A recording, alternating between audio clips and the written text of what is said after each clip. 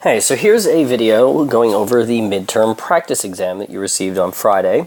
I'm just going to go through every one of the questions. It's not going to be a whole lot of explanation or me reteaching the idea. It's just to show you how to get through in case you're stuck, because we should have covered all these already in the time that you spend in class. Now, what is the product? You could always slow this down if I go too fast, or you can jump around to get to the question that you're interested in, because I'll do all of them. The product means multiplication of these two. So if I was to do the product of these two, I would need a 2x3 box, and maybe I want this box to be a little more even. A 2x3 box, I would set up 6n squared plus 2n plus 1, and I would set up 2n minus 5. When I go to multiply them, 6n squared times 2n is 12n squared, 12n cubed. And I already know the answer is C, because that's the biggest term. If you want to prove it, let's look at the smallest term. 1 times negative 5 is negative 5. Done. It's C. You can continue to fill in the boxes if you want, and then bring out all the terms and combine them, adding them like terms, but it doesn't really matter because the answer choices are pretty clear. Which expression is equivalent to a cubed minus 7a squared minus 16a plus 60 divided by a minus 8. Well, I think we're going to have to do division here. The trick that's telling me that is this division sign. So I'm going to set it up a cubed minus 7a squared minus 16a plus 60. I'm going to be dividing this by a minus 8. And I'll just write over the screen and then erase it when I move on to the next question, so I don't have to worry about constantly switching pages and slowing this process down. Now, a goes in a cubed, a squared times, because if I multiply down, a squared times a is a cubed. A squared times negative 8 is negative 8a squared. Parentheses and subtract, these cross out. These two become positives, because double negative. Negative 7 plus 8 is 1a squared. Bring down the 16a. Now a goes into 1a squared, it goes in 1a times, or just a, doesn't matter. I'll distribute this over. This gets me a squared minus 8a, parentheses and subtract. These cross out. Negative 16a minus negative 8 becomes plus. So this is negative 16 plus 8 is negative 8a plus 60. A goes into negative 8a, negative 8 times. Distribute the negative 8. I get negative 8a plus 64, parentheses and subtract, and it looks like my remainder is going to be negative 4. What do we do with remainders? Well, we're going to take it up to the top, and we're going to put it over the divisor, so negative 4 over a minus 8. And instead of putting plus negative 4, they just write minus 4, and the answer would be D. And the width of a rectangle is 5m plus 6n, and the height is 5m minus 6n. What is the area? Well, area is equal to length times width. So they're literally telling me to multiply these two things together, which is a box method. 5m plus 6n, 5m minus 6n. This will be negative 36n. These two will cancel out because these are, they have an opposite sign, a plus and a minus. So in the top left, I have 5 times 5 is 25m squared. Oh, conjugates. Conjugates is the word I was looking for. So those are conjugates. So if I bring these out, what we end up getting is 25m squared minus 36n, and I forgot a square. So the answer would be C. Number 4, the expression 3 radical 6 times rad 2 minus 4 rad 10 is equivalent to. Now, I'm going to want to distribute this in, which means multiplying. So I've got 3 rad 6 times rad 2, and then I'll bring down the minus sign, and then I get 3 rad 6 times 4 rad 10. When I multiply underneath the radical times underneath the radical. So I'm going to get the 6 and the 2. So this is going to become 3 rad 12.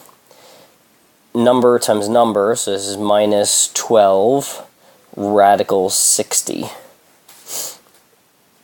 What I'm going to want to do is simplify these because this answer doesn't look right yet, right? And it's not one of the multiple choice answers. It's because 12 can be broken down into 4 times 3. So I get 3 square root of 4 times 3. 4 is important because 4 is equal to 2 squared. And when something is a square, it can hand it over and go to the outside. 3 times 2 is 6, so I would have 6 rad 3. Rad 3. 3 times 2 is 6, and the rad 3 is stuck underneath. On the right-hand side, I look for a perfect square that goes into 60. Turns out it's 4 again. So 4 times 15 is what 60 breaks down into. 12 comes along for the ride. 4 becomes 2 squared, and the 2 can hand over his invitation to get on past the bouncer. So negative 12 times 2 is negative 24, radical 15, and it's choice A. Question 5, factor completely. This is difference of 2 squares. Just think of it like this, square root this, square root this. It's going to be 2 bubbles. One is going to be plus, and one is going to be minus. And it's going to be the square root of those two things. So square root of 4 is 2. Square root of r squared is r. Square root of 100 is 10. Now they said factor completely, so this is great right here, except for the fact that I could hypothetically, and I should, pull a 2 out from both of these terms, and I could pull a 2 out from both of these as well. So I get 2 2's out in front. I'm going to get r plus 5 and r plus 5. It seems pretty obvious that 2 times 2 is 4, and my answer is A. Question number 6. Brent has correctly solved the equation x squared minus 3x minus 4 equals 0. Which of the following is a correct step in his work? Well, we're looking for two things that add to negative 3 and multiply to negative 4. So we look at factors of negative 4. It could be negative 4 times 1, or it could be negative 2 times 2, or it could be negative 1 times 4. Which one of these is going to add to negative 3? Well, it's going to be this pair. So that means that this can become x minus 4, x plus 1 equals 0, and that's choice B here, x minus 4, x plus 1. The roots of this equation for question number 7. This is not in standard form. We need it to be equal to 0. So I'm going to have to minus 6 and minus 6 first. Now I get 5k squared plus 30k minus 35 is equal to 0. These are all divisible by 5. So what I'm going to do is I'm going to divide everything by 5. I'm going to write over the next question because there's not enough room. So k squared plus 6k minus 7 equals 0. So I don't care about anything about this line anymore, just on this. This is going to be a double bubble. Two things that add to 6 and multiply to negative 7. Well, it's going to be positive 7 times negative 1. Those will multiply to give me negative 7. I'll just weigh out my options, and then see which ones will add to positive 6. So that means I have k plus 7 and k minus 1. And that means that my solutions would be negative 7 and positive 1.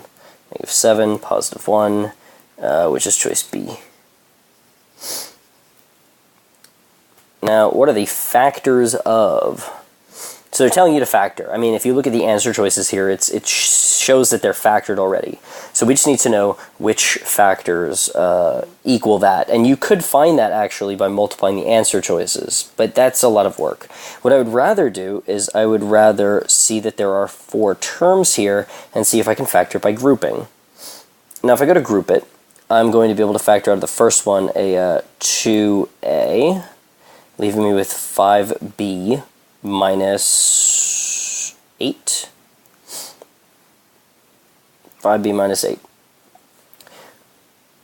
on the right side, the GCF of those two is going to be a 5. So I can add 5, pull that out, leaving me with 5b minus 8. Oh, cool. So since I have the same thing in both of those bubbles, it means that I've done the right thing and it was the right move. So I put the outside stuff, 2a plus 5, in one bubble, and the inside stuff, 5b minus 8, put that in a separate bubble. So 2a plus 5 and 5b minus 8, that's going to be choice C. Turn down my brightness a little bit.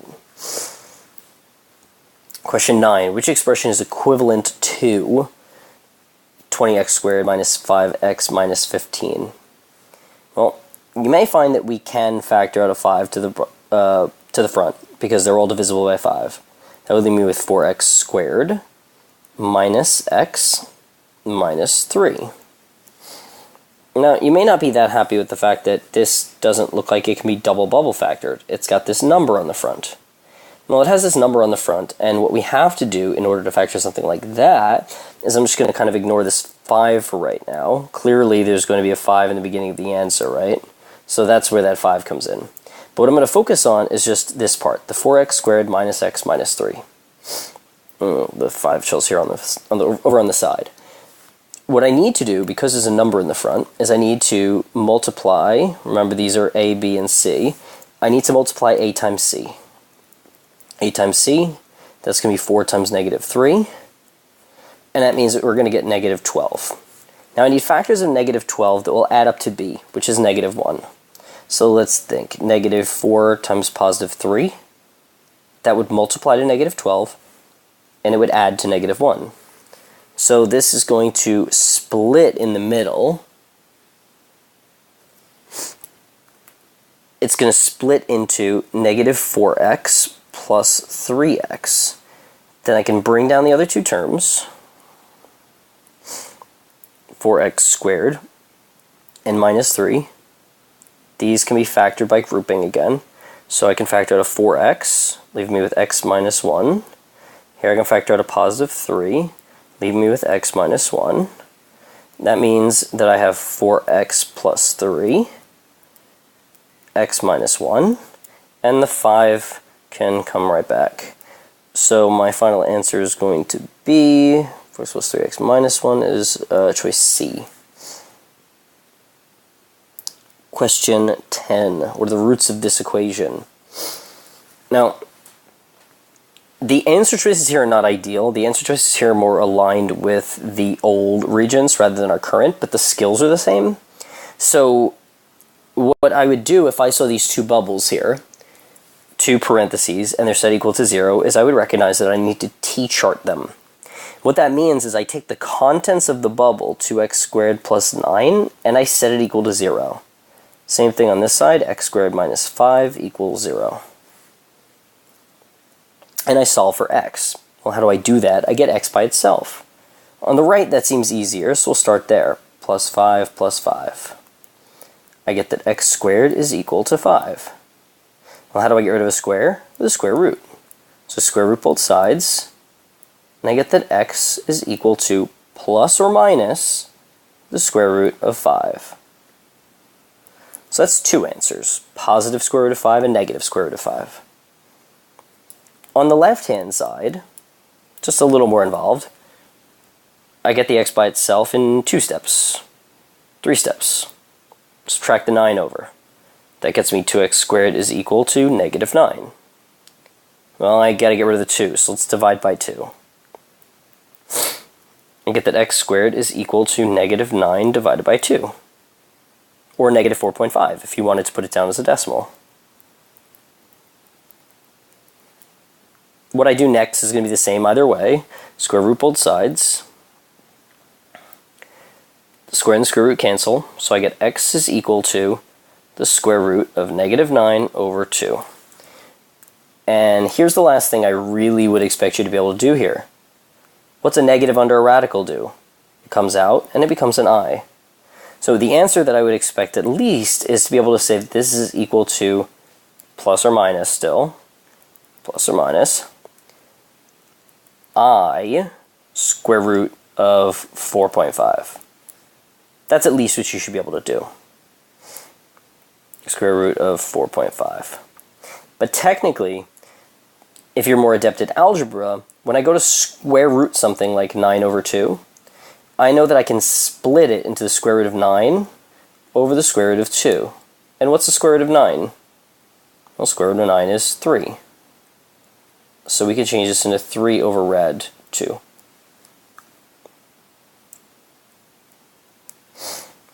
That's the same thing as square root of 4.5. Same thing. Now, the answer choice isn't on here, but it's sort of irrelevant. What happens is this needs to be manipulated in a way that only relates to the old standards of the regions, so we're not going to worry about it. But these are the two answers you should be able to get. 11 is a real throwback. Use completing the square to solve the following. Well, completing the square, you probably forgot all the steps to. Completing the square goes like this. Move the C term over. Remember, we have A, B, and C. So we move the C term over. So I'm going to move it over by adding it. X squared minus 12x equals 25. Now I take the B term and I put it over on the side. I divide it by 2. That gets me negative 6. That number is important. Then I square it. Negative 6 squared is equal to 36. I take that number, and I'm going to add it back in to both sides. Plus 36, plus 36.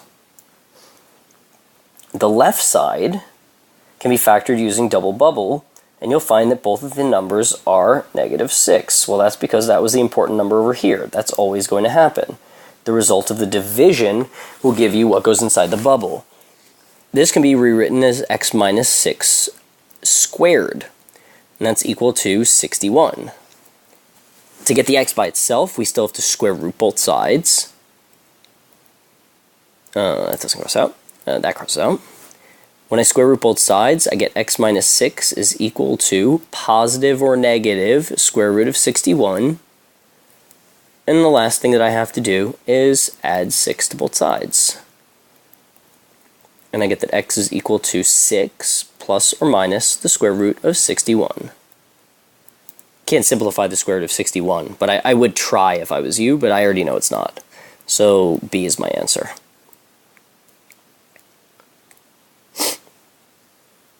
The solution set of.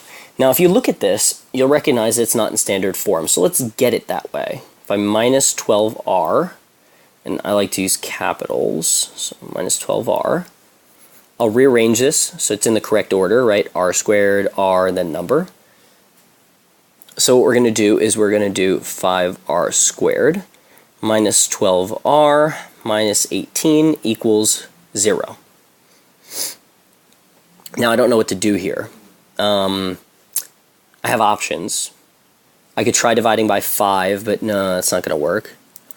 I can try to use the a times c method. A times c, 5 times negative 18 would get me negative 90, but I'm telling you it's not going to work. And if you look at the answers, it should be obvious why. It's obvious because the answers are very complex. And where do answers that look like that come from? Either completing the square or the quadratic formula. So the quadratic formula will be on your reference sheet. You won't have to memorize it, but you will have to use it. Remember that this is A, this is B, and this is C. You need to be able to plug those into the formula x equals negative b plus or minus the square root of b squared minus 4ac all over 2a. Now we process all this underneath with one move in the calculator. We'll plug those in. Why not? So x is equal to negative b. That means it's equal to negative 12, because b is negative 12. So x is going to be equal to positive 12 plus or minus the square root of b squared, that's 144, minus 4 times a times c, all over 2a, which is 10. Now what happens is underneath the radical we end up with a real ugly number. And that ugly number needs to be simplified. Simplifying things under radicals, something we did for weeks. That shouldn't be a problem at this point. So let's see. 4 times 5 times 18 is 360. So double negatives here is going to make this addition. So 144 plus 360 is 504. So this is going to become 12 plus or minus the square root of 504 over 10. You can't leave square root of 504 like that. The square root of 504 is a composite number, meaning it's made up of other stuff. What is it made up of? Well, factors. And one of those factors happens to be a perfect square. Actually, a few of them are. So what we're going to do is we're going to work our way up the list of squares to see which ones will divide into 504. So 504 divided by 4. Well, that's a good one, but too big left over. 504 divided by 9. 56. That one's pretty good.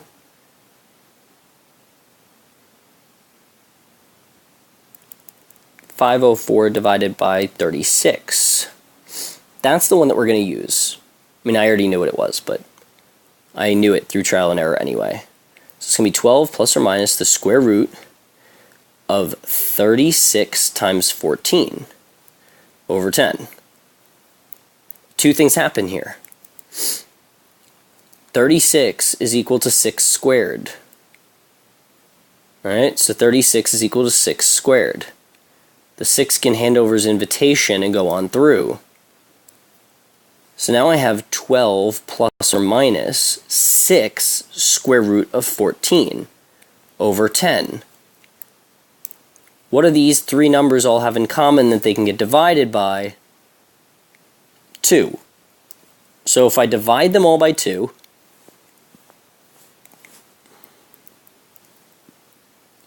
I'm going to get 6, 3, and 5.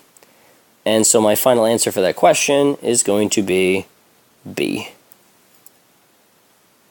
Now if you like this work, say goodbye to it because I'm moving on.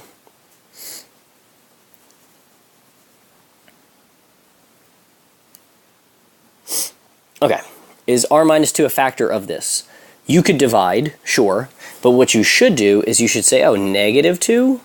Well, that means that I could plug in for all these r's positive 2. When I plug them in, 2 cubed minus 7 times 2 squared plus 8 times 2 is 16 plus 14. I'll just do this algebra by hand. I don't feel like taking the calculator back out again. 2 squared is 4.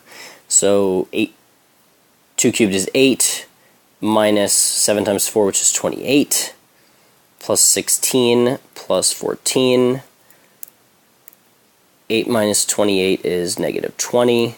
16 plus 14 is 30. So negative 20 plus 30 is 10. So if it's equal to 10, it's not equal to 0. If it was equal to 0, it would be a factor.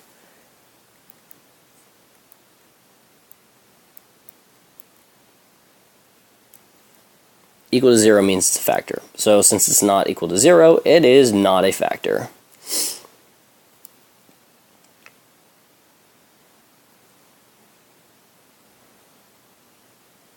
Okay. That's just the way the remainder theorem goes. It says that if you're trying to divide by something, r minus 2, x minus 2, whatever, it says if you take this number and you switch the sign, so make it positive in this case, and you plug it in for r, then the number that you get is the remainder if you had divided it. So instead of having to divide it, you can just find out what the remainder was. And if something has a remainder of 0, it means it's a factor. So maybe you want to go back and watch a video on the remainder theorem. I know that seems confusing in retrospect because we haven't done it in a very long time. All right, 14. Which expression is equivalent to. These are the best because you don't actually have to do any division. What you have to do is you have to change, and you have to flip. So what I'm going to do is I'm going to use the magic of digital whiteout. I'm going to times n minus 9 over 1. So I kept this, I changed this to multiplication, and I flipped this guy. Now what I also need to do is this looks like it can be factored. It can be factored into, let's see, what are the numbers multiplied to 54? So 54 has factors of 9 times 6. That seems right. If I make them both negative, then they'll add to negative 15, and they'll still multiply to positive 54. So what I'm going to do is I'm going to essentially change this into n minus 9, n minus 6. Let me rewrite because it's getting a little messy.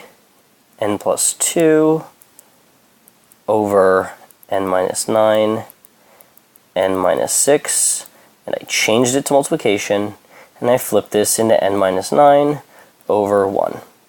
Now what I can do is, if I have the same thing on top and bottom, I can cross them out, and my final answer is just n plus 2 over n minus 6, which is choice D. Alright, question 15. When 6 over n minus 6 is subtracted from 2n over 2n minus 6, the difference is. The first thing you should notice here is that this one can be simplified. What I can do is this. I could divide everything by 2. And if I divide everything by 2, what I get is these cross out, and this becomes a 3. So I get n over n minus 3. Same thing. Now, it says that this is subtracted from it. So that's the key wording that they use to make you think that the order is different than it actually is. What I'm doing is I'm taking this one, n over n minus 3, and I'm subtracting the other one from it. So minus 6 over n minus 6. Now, what we need here, if we're going to subtract, is we need to have the same denominators. Think about it. Could you do 1/2 minus 1/3?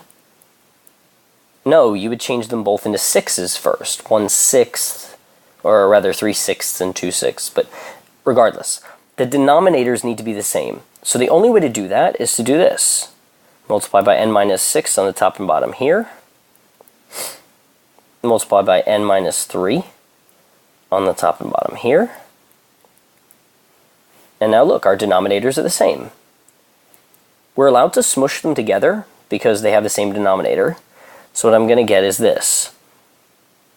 N minus 6 times n minus 6 times n minus 3 all over n minus 6 n minus 3.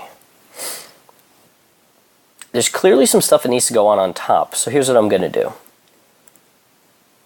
I'm going to distribute this n, and I'm going to distribute this negative 6. What I get is I get n squared minus 6n minus 6n minus plus 18 all over the same denominator.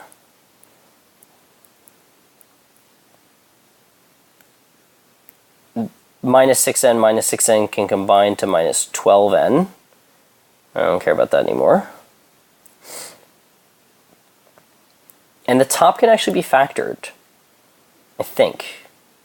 Two things that add to negative 12 and multiply to 18. Nope. So in actuality, when you look at your answer choices, this should be one of the answers because there's nothing else that you can do. And answer choice is D. Question 16. Which simpler expression is equivalent to this? Now this one uses a little tiny trick. Here's the trick they're using.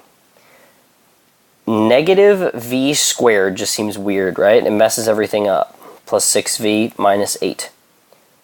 I'm talking about this right here. So wouldn't it be nice if this v right here was positive instead? How could I get rid of a negative? What I think I can do is I can divide it out. And you can verify if I distributed the negative back in, I would get this. So this is one way that I can manipulate this and then make it actually factorable. So I could find numbers, for instance, that would add to -6 and multiply to 8.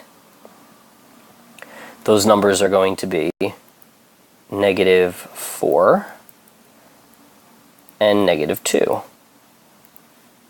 So this is what this numerator is actually equal to. The good thing about that is when I rewrite this, I get negative v minus 4 v minus 2 over 5, factor that out, v minus 2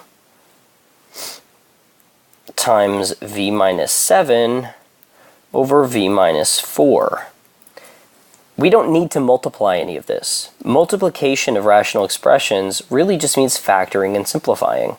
So look, v minus 2, v minus 2, top and bottom. v minus 4, v minus 4, top and bottom.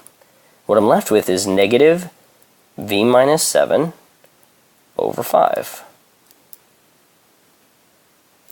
And if I distributed the negative back in, I would get choice C. Question 17. What are the solutions to this equation? The answer choices are not ideal. This would be a free response, if anything, but the problem is that if you plug them back in, they actually don't work, but it's the skill in solving it that's more important, in my opinion, because if we can't get that, then the next step doesn't matter. So no solution is the actual answer for question 17. I'll do 17 and 18, and then I'll cut this video and continue from there, because this video is getting a little long-winded. So question 17. Here's what you need to do. This is the skill that I'm actually testing you on here. If I want to try to get k by itself, I kind of don't like the square root. Square root makes things complicated. How do I get rid of a square root? Square it. But if I square one side of an equation, I have to square the other as well. The square root and the square will cancel. So I get 71 minus 7k is equal to k minus 11 squared. I don't want to write that though. I want to square it. I'm going to square it with the shortcut. What's the first thing squared? K squared. What about the second thing squared? Negative 11 times negative 11 is positive 121. Now multiply the 2 in the middle. K times negative 11 is negative 11k times 2 is negative 22k. That's the result of a box method of k minus 11 times k minus 11. Now what I need to do is I need to move them over to the same side. So let's add 7k, add 7k.